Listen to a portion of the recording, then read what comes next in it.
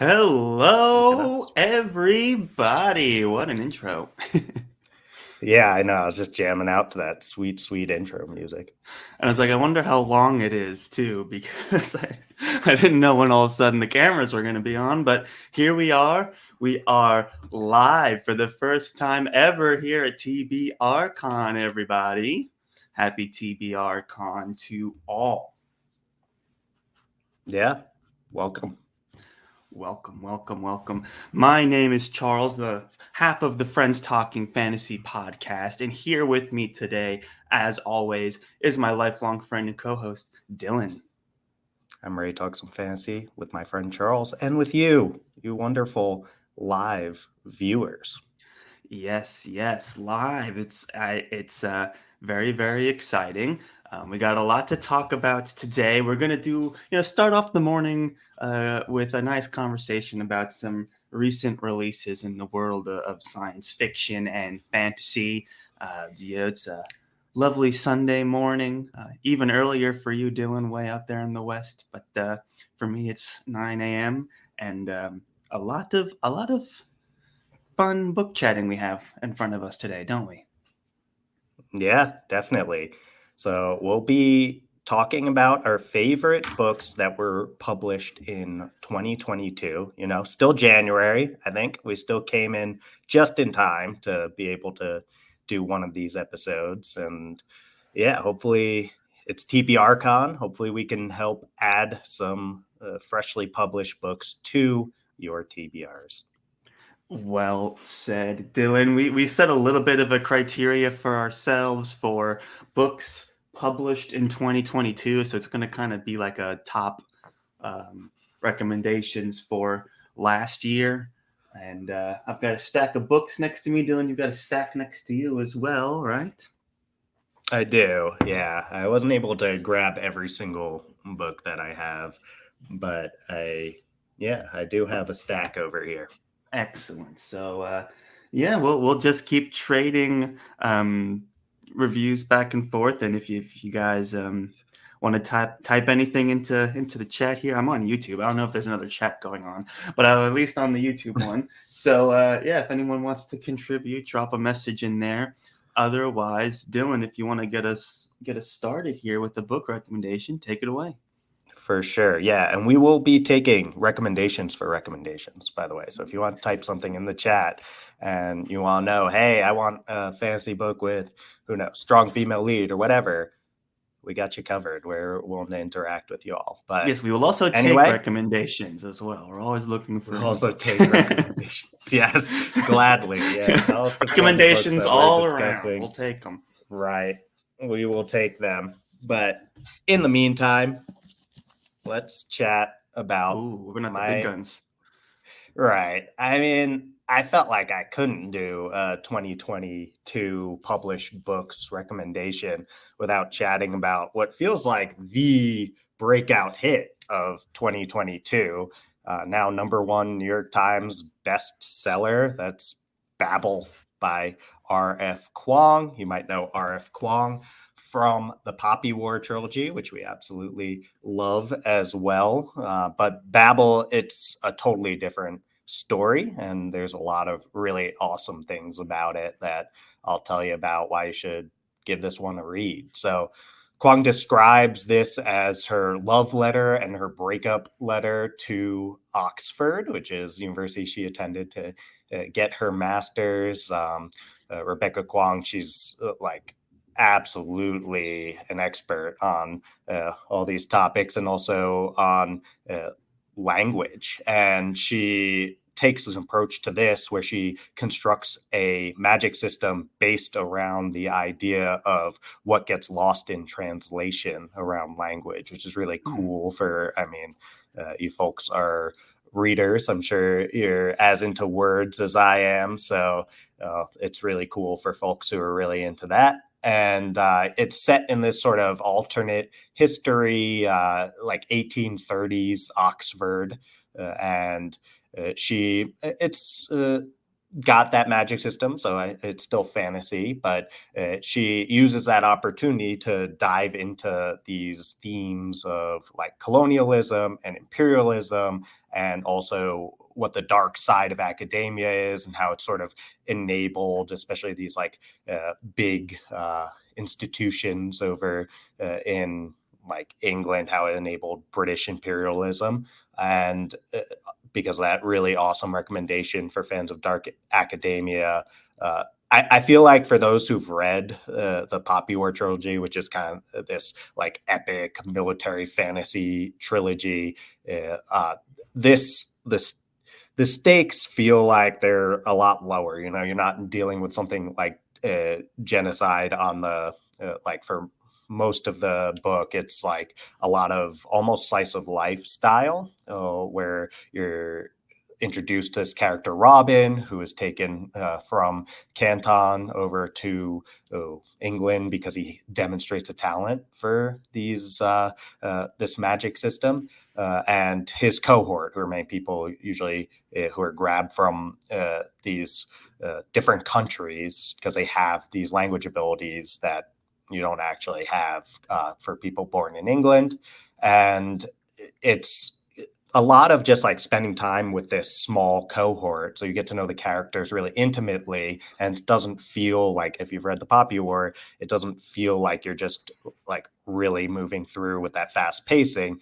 You get to sit and really learn about these people, and the characters I think are extremely strong in part because you get that kind of time with them. So, and RF Kwong, absolutely incredible character writer. Obviously, she does a great job in the Poppy War as well with that, especially with Rin. But it goes into these ideas of the subtitle is actually the necessity of violence. It goes into these ideas of rebellion as well, and so it's not entirely a pacifist novel or anything like that for those of you who are into those kind of themes in your novels. Um, so I absolutely love this book. It's obviously been an extremely popular book for this year. You've probably seen it all over the place. You're probably getting used to this cover by now. And the only thing that I would give a caveat is, and this is hard to say about something that is a number one New York Times bestseller, but it is pretty dense and at times inaccessible, I feel like, for some Mhm. people if they're not into that more like academic way of writing. I mean, I've seen criticism of it where they say it's written like an essay. There are like footnotes. It's obviously a pretty heavy book over here, both in tone and in physical weight. So it's it's an absolutely incredible effort. It's got great prose, like I said, great character writing, interesting setting, awesome, like pretty well defined, I would say, hard magic system for big fans of that. These deep themes are explored with a deft hand. So all these awesome things about it that make it maybe my favorite book that was published in 2022, but at least Mm. worthy of mention in this recommendations episode. Always a safe bet to start with the number one New York Times bestseller. Yeah. And with R.F. Kuang as well, we're big fans of her Poppy War series. We read through and discussed that on the show. A lot I loved about that. I loved her intense action scenes, her ability to pull from her studies of like Chinese history and Asian history as an influence for her work, and her character work in the Poppy War for sure. So I haven't read Babel. Dylan kind of went rogue and read that one, but Mhm. I don't think you can go wrong with Arv Kwong. And she's still continuing to write at a rapid pace as well. She's got another book coming out relatively soon. I know she was teasing the cover of it not too long ago, and it sounds like it's going in yet another different kind of tone and direction compared to both the Poppy War and then Babel, which was more literary. So we'll see.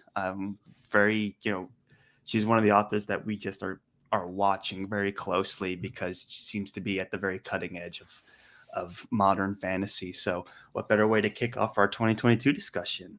And I agree in the chat. Footnotes are awesome. That's something I just read. So absolutely true. I just finished reading Jonathan Strange and Mr. Norrell, and that goes wild Mm. with the footnotes.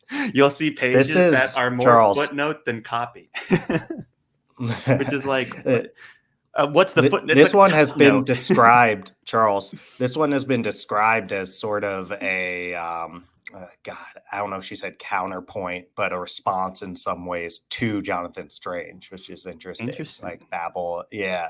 So I'd be really interested to hear your take. Either I gotta go back and read Jonathan Strange because I haven't read that one, or you got to go forward and read Babel because you got to see how those two compare and contrast. Or both, I guess. But yeah, Jonathan Yeah. Strange, as big as Babel is, Jonathan Strange is way bigger. So, or actually, they're probably very close. I can't say for sure. It's hard to tell because my book is so warped. It's got thick pages and illustrations and stuff. So who knows what the real word count is? But yeah, that would be, and I can kind of get that they even look similar. You know, the very black covers and a lot of emphasis on academia, but Jonathan Strange and Mr. Norrell is academia from the 1800s, and the book itself is not academic. It tells very much a fantasy story. It's just its characters are academics at their core, and it kind of takes some fun shots at academia while it's doing it too.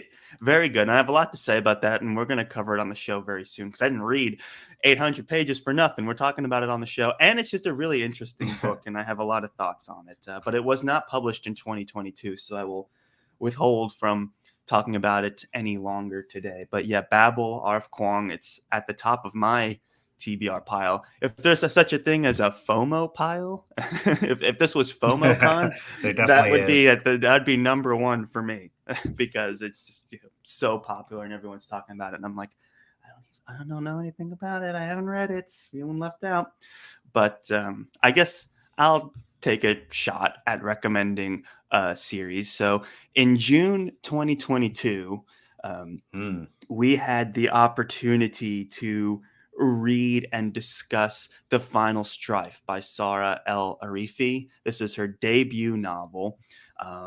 We were able to get an advanced copy, and we were able to talk to Sarah like a mere few days before the book was published, and that was a really interesting uh, time to talk to Sarah because we had no idea where this book was going to go. And of course, it instantly launched into a Sunday Times bestseller, and we were not surprised at all.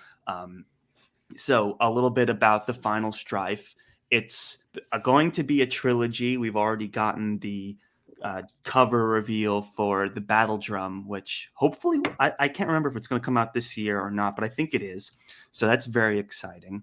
And it's inspired by Sarah's actual Ghanaian and Arabian heritage.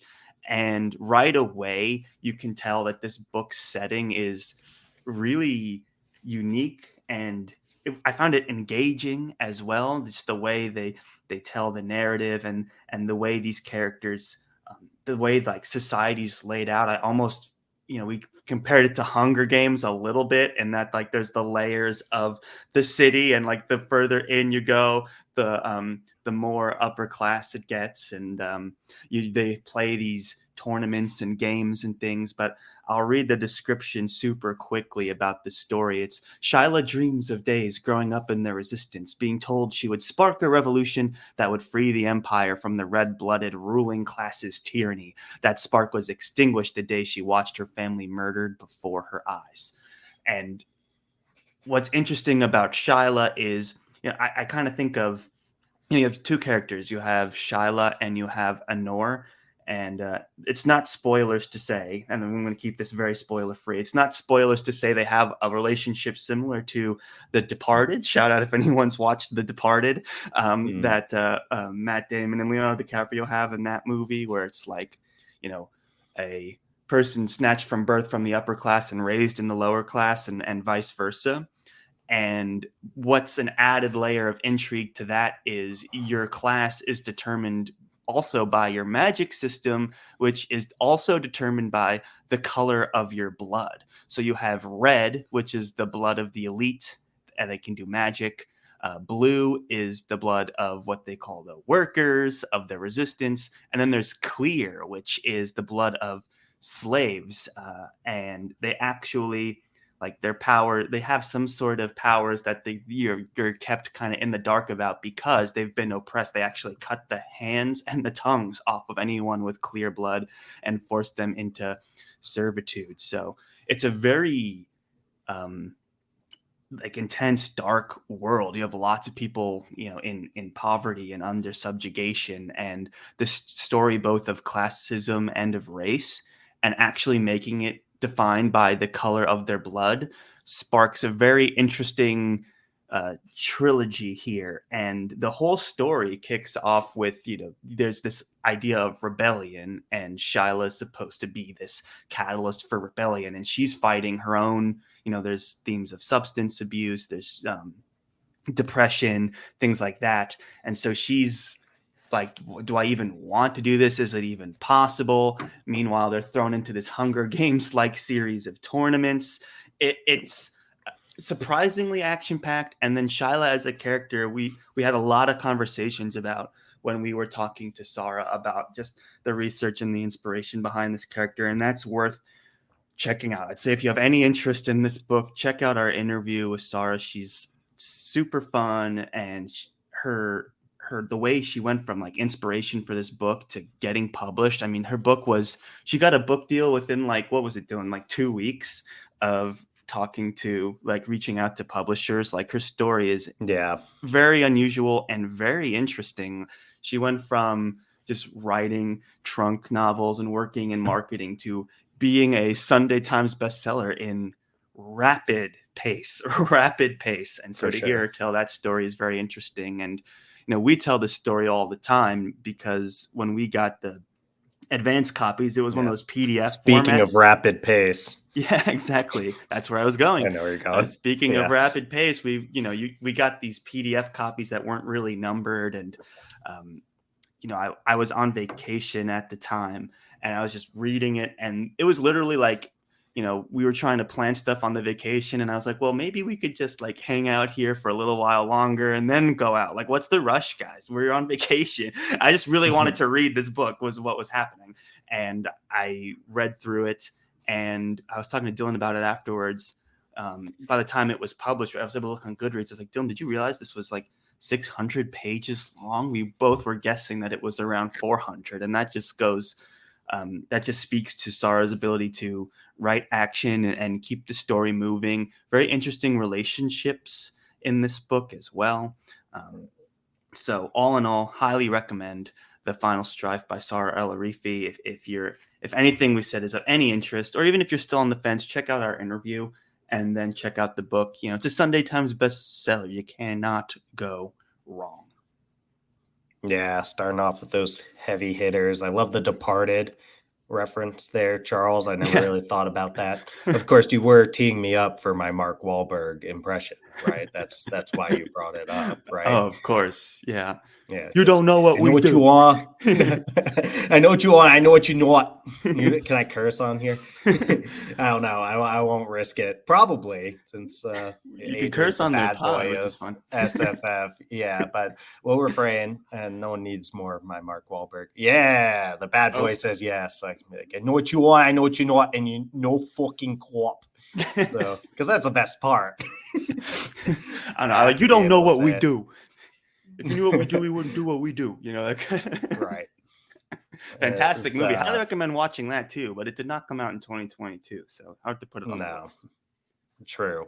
But yeah, I love that story that we probably told on the podcast like 3 or 4 times about how we totally didn't know the length of the book, and it just cruises by, and it's a really delicate line to walk, and Sarah walks it so well, to write a book where it doesn't feel rushed, but somehow it goes by like preposterously quickly. And I think that always makes me think about The Poppy War by Rebecca Kuang, which we mentioned earlier, books where you're like, okay, yeah, I'm really getting this character's arc. I'm really understanding who they are. I think the portrayal of substance use in this book, like I have a master's in psych, psychology, and I am like very impressed. You can tell Sarah really did her research, and just the way that the main character comes off here.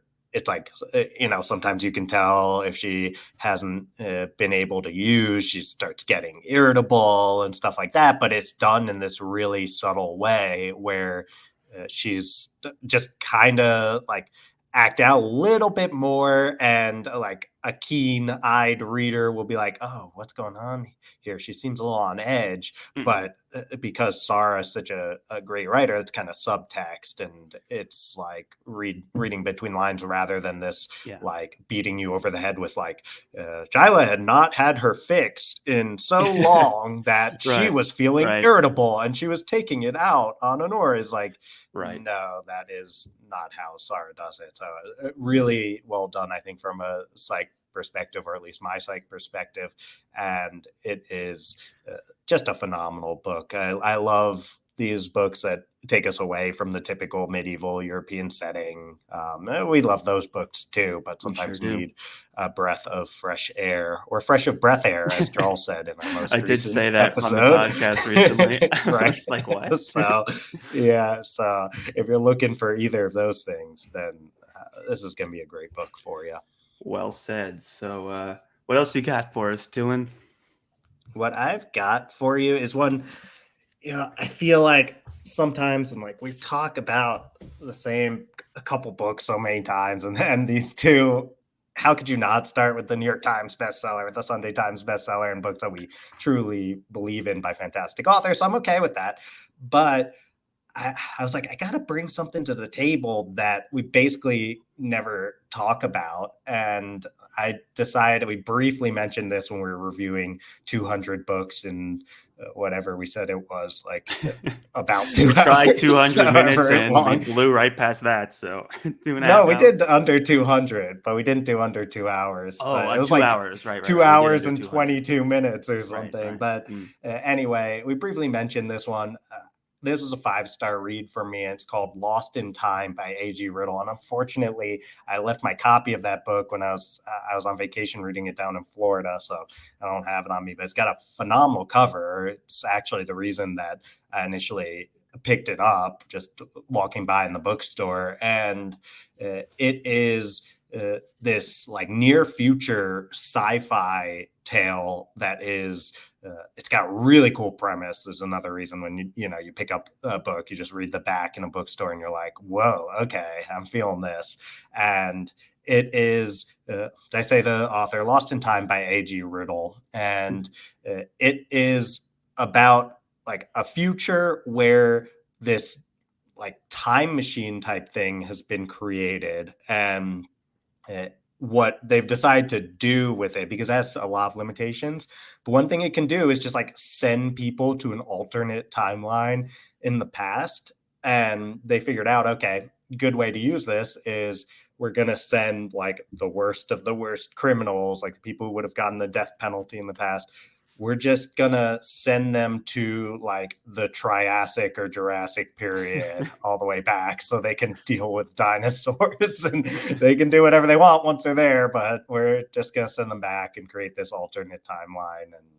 And now we don't have to think about it anymore. So what ends up happening is the main character of this book is one of the creators of this time machine thing, and then he ends up falsely convicted for a murder, and they end up using the time machine to send him back to those dinosaur ages. And this isn't like a survivalist guy here who's got it all figured out. He's just some scientist, and he's got to figure out, okay, how am I going to survive this, like literally dealing with dinosaurs and stuff like that, while his daughter, who starts a book as like a late teenager, maybe like 19 years old, she is kind of trying to uncover the mystery in the present, like in 2027, where she's like trying to get him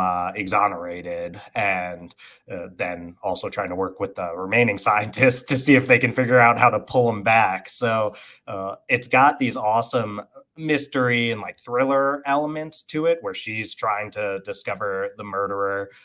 It's got, of course, these like dinosaur and uh, almost they call it like a man versus nature plot, right? Charles, you remember Mhm. the book? I think we read this when we were kids. Hatchet. You remember Oh, yeah. Hatchet? Mhm. It's got like total shades of Hatchet, which was one of my favorite books as a kid. That book where the Interesting. I kid haven't gets thought like about that in a hot stranded minute. after, yeah, right. The book where the kid gets stranded after a Where's my plane Hatchet crash and fans just in the like by chat? himself. Yeah, Hatchet fans turn up, right? So it's yeah, he's just out there like trying to figure out how to survive. And there's literally a moment where he references Hatchet. Like, so I was already like thinking, I was like, this is like Hatchet. And he's like, this reminds me of that book Hatchet. So it's a very That's funny. self-aware installment as well.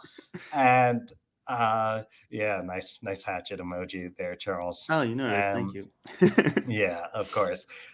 So uh, yeah, I really enjoyed that, but it's also, I think primarily more than anything, like the hook is very like dinosaurs and blah, blah, blah.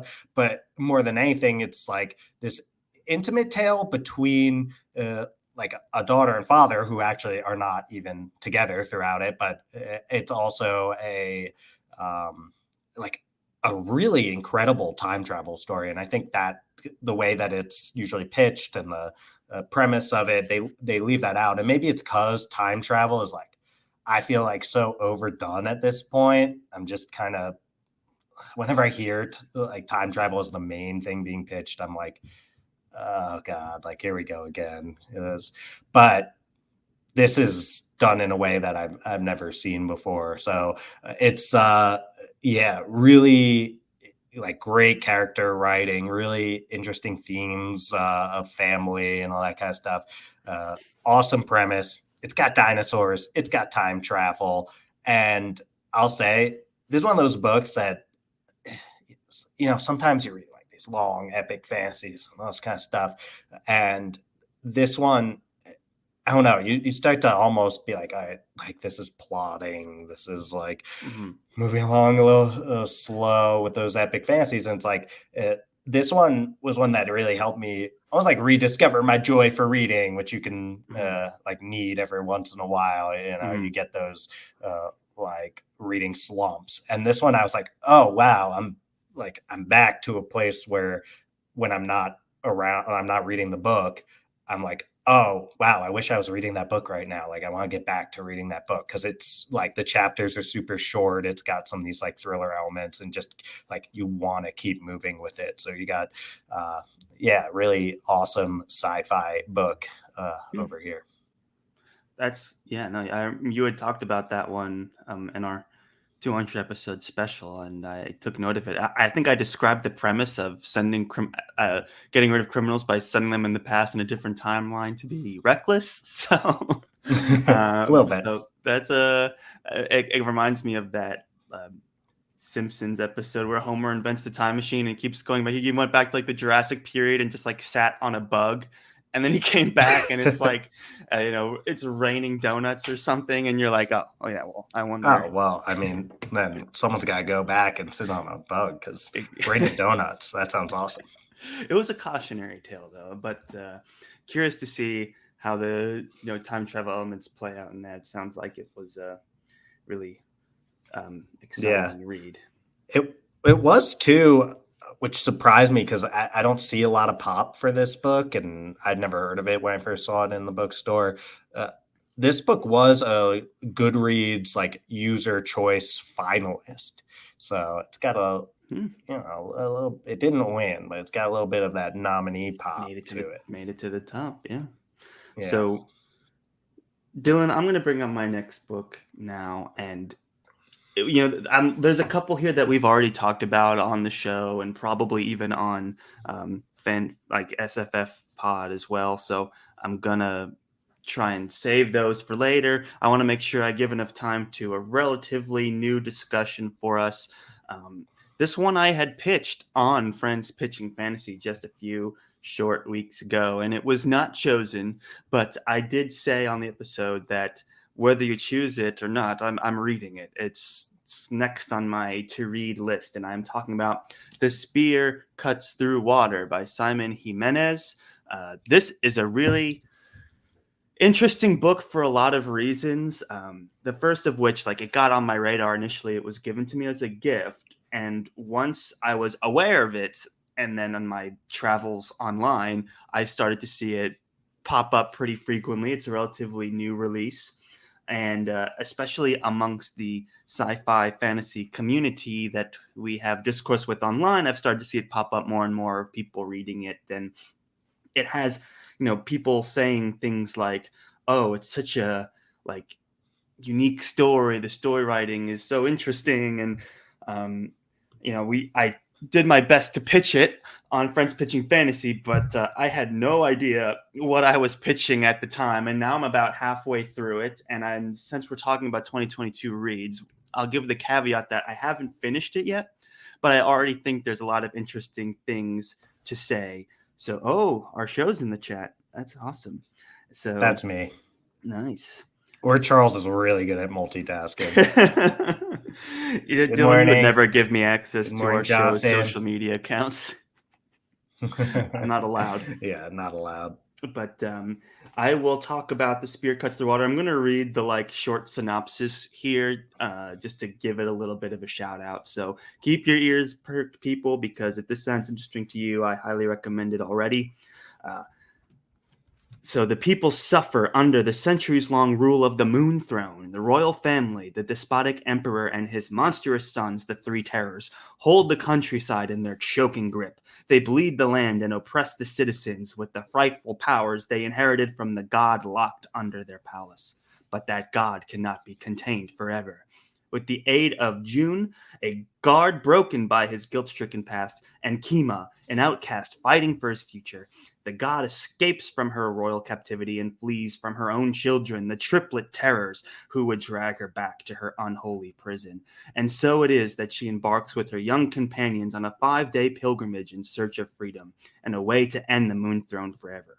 The journey ahead will be more dangerous than any of them could have imagined, both a sweeping adventure story and an intimate exploration of identity, legacy, and belonging. The Spear Cuts Through Water is an ambitious and profound saga that will transport and transform you, and is nothing like you've ever read before. So, Ooh. Huge shout out blurb here. And I'd say it's pretty accurate, although the tone in which this is written is very different to the tone in which the rest of this book is written. This book, the first thing that strikes me about it is the narration, right? So just to give you guys a setup here, this book is told you have a character who is dreaming, and in his dream, he is dreaming that he is watching a play put on by spirits. And this play is the story described in the jacket that I just read of June and Kima traveling with the gods and the emperor and all that.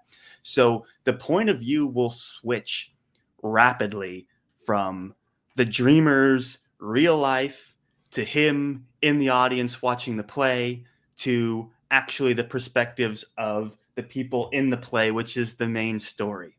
And it weaves in and out of them there's no chapters in this book. There's no chapter one, the so-and-so. There's literally no That chapters. scares me. Just every couple paragraphs are broken by its own line break of dialogue here. Usually it's like an action line or like a line of dialogue or an action line or something. And that happens every page. There's one. But other than that, there's nothing.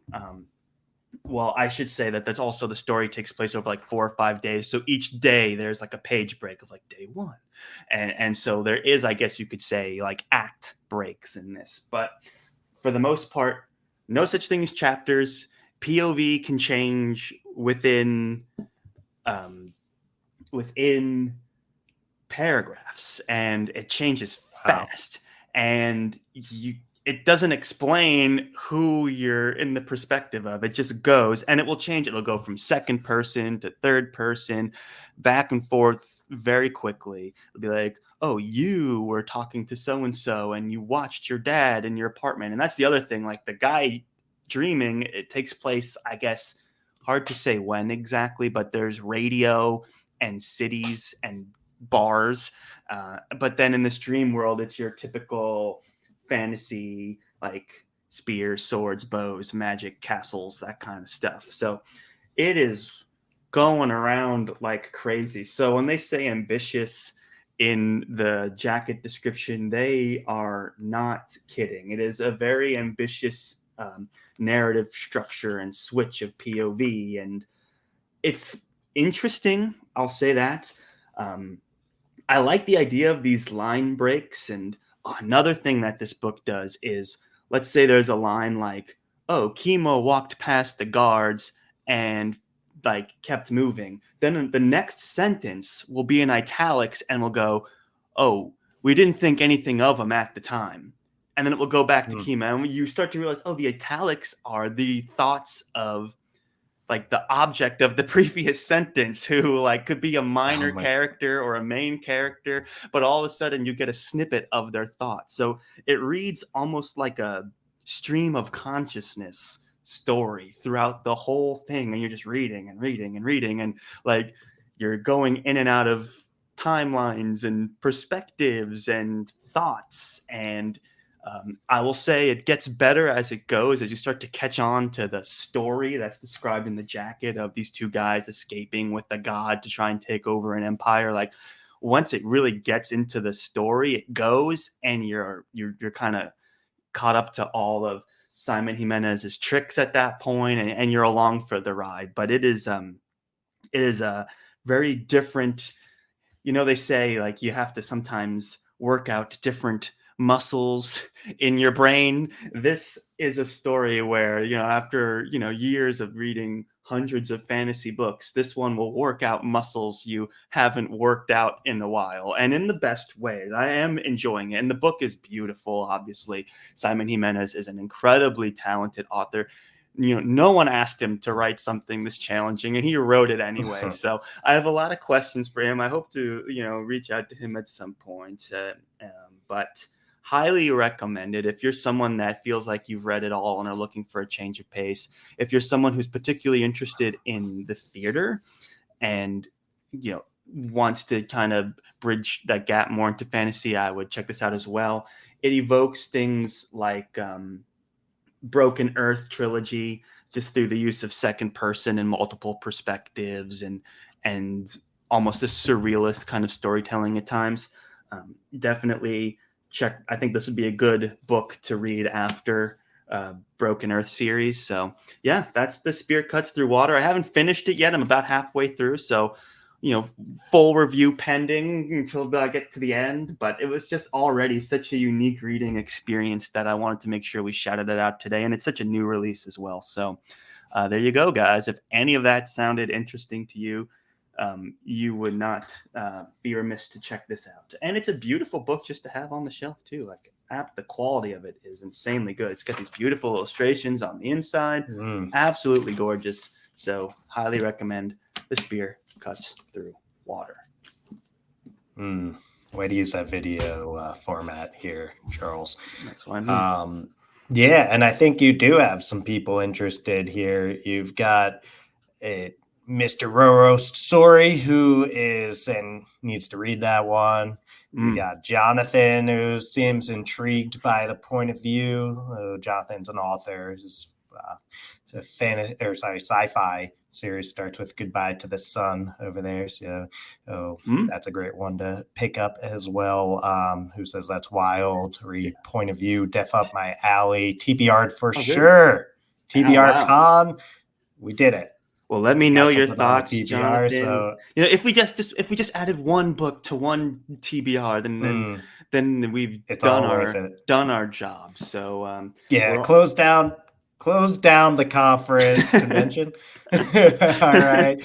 Yes, we did do it. It's done. We did it. Thank you. Mission accomplished. Thank you. Sorry, I guess. But bye, everybody. Thank you so much. Yes, it's been great. It was fantastic. What a convention it was. But no, we have a few minutes left to go. Just under 10 minutes here. I guess, Dylan, we each have a decent stack between us. Maybe now that we've done our big chunk, maybe we should do like a little bit of a rapid fire and cover some of these. Yeah, sure. Well, let's do a couple honorable mentions that I have. Oh, wow. I just dropped one of my honorable mentions. Dishonorable for Mm, me. So I'm going to pick that up. Look at this live well, you video better start with format. that one first. You make up for it. Yes.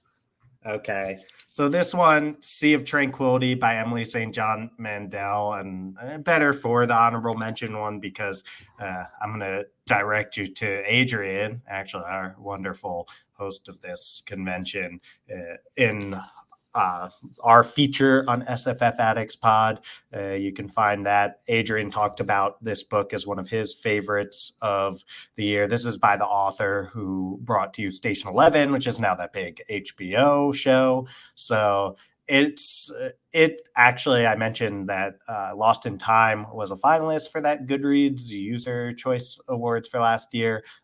That's because it lost to Sea of Tranquility, which is really phenomenal book. It jumps from way back in the like mid 1900s all the way up to like well in the future where we have this whole moon colony going on and all these like parallel stories. Oh yeah, nice way to drop that link over there, Adrian. So it's a really phenomenal book. I think the number one thing that comes to mind for me with Emily St. John Mandel is voice. She's just like got prose and this voice that's not like anyone else that I've read, and she has this way of almost like winking at the reader with this like clever way of like kind of like sometimes she'll take little digs at some of the characters, but it's always done in a subtle, deft manner.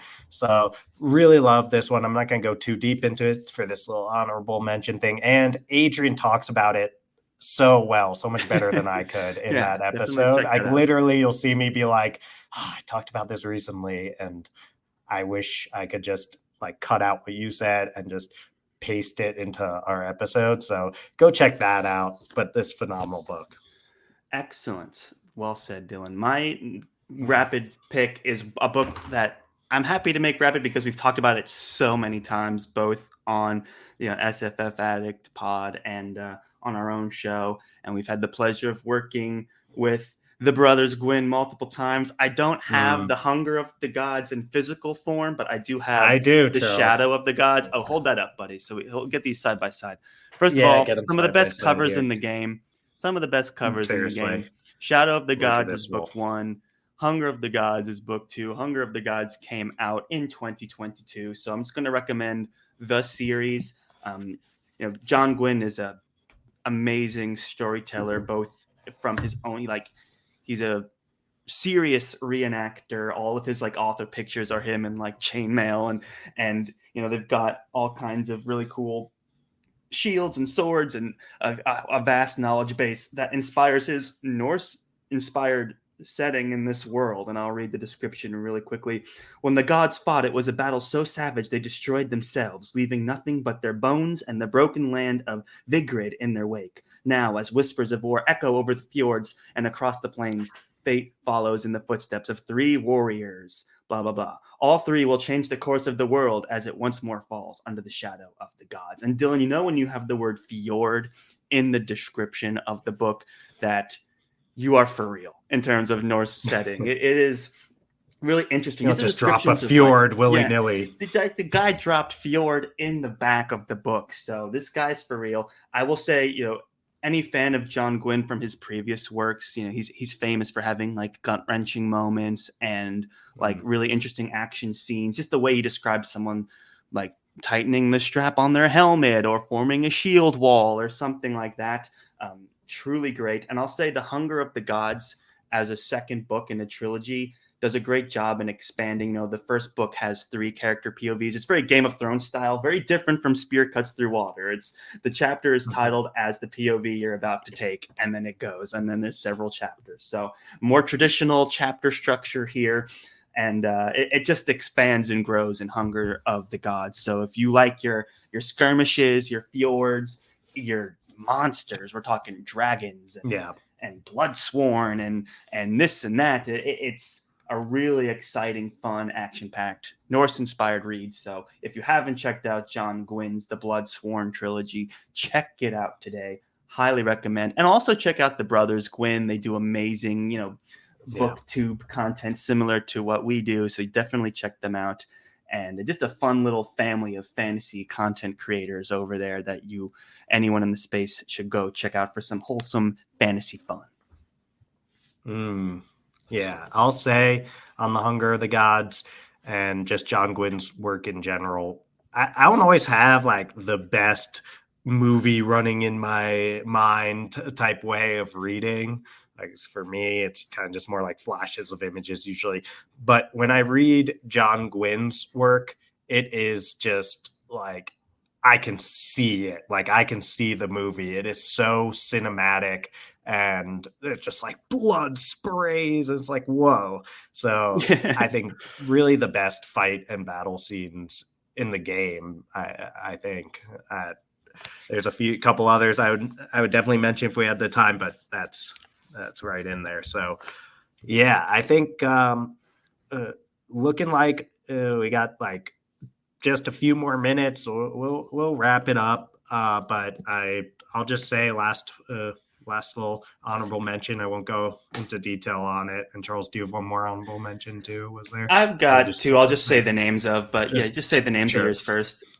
Right. This is the first binding. This is good recommendation for fans of the Kingkiller Chronicle. It's very similar, eerily similar. So yeah, that is look, Stutch, you're late. Evan in the chat looking for a recommendation for fantasy book that takes place in a non-European setting. Here you go. Because if you like the Kingkiller Chronicle, Evan, which I don't think you've read that, but if you do, and you want something that is in a South Asian setting, because that's one of the ways it does differ from the Kingkiller Chronicle, the first binding by R. Verdi is for you, Evan. Yes, Evan. And then we recommended two others today. We did what did we do? We did Final Strife. That is like a Ghanaian Arabian setting. We just did Bloodsworn, which is Norse. So definitely check out any of those. Lots of great options. A couple of mine that I had really, really fast. Nick Martell, The Kingdom of Liars is the first book of this trilogy that he just finished. Yes. I mean, he's got a blurb from Brandon Sanderson saying excellent fantasy debut. So if you're a fan of Sanderson, and you're looking to see some of the new authors in the genre, check out Nick Martell. Also, Stutch, fellow Huntington alum here, but he chose roses over little V's, so we won't judge him too harshly for that.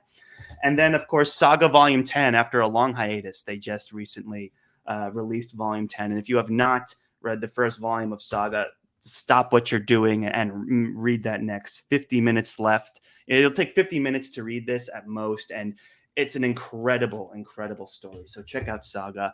And Dylan, I think we are up on time. We are. Thank you all. Yeah, we'll let that slide. Exactly, Stutch. We were very particular about our pizza on Long Island. So anyway, guys, thank you all so much for listening to this very exciting episode of the Friends Talking Fantasy Podcast live. Thank you for having us on, all the TBRCon Academy for having us here. We appreciate you. The Academy. And if you guys want to hear more from us, check us out on social at the FTF Podcast on Instagram and the FTF Podcast with the number 1 on the end on Twitter. Right, Dylan? Right. I forgot. I almost forgot. Yeah, Jonathan's a Long Island guy too. We got no big kidding. Long Island presence here. So anyway, yes, thank you all. Yeah, we're closing out right now on time. So yeah, really appreciate everyone who stopped by in the first chat. Time ever. Thank you for Adrian for keeping us on track. So that is much appreciated.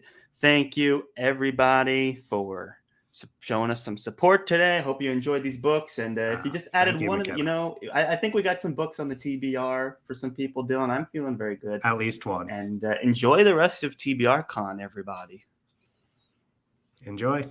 Yeah. Bye, everybody.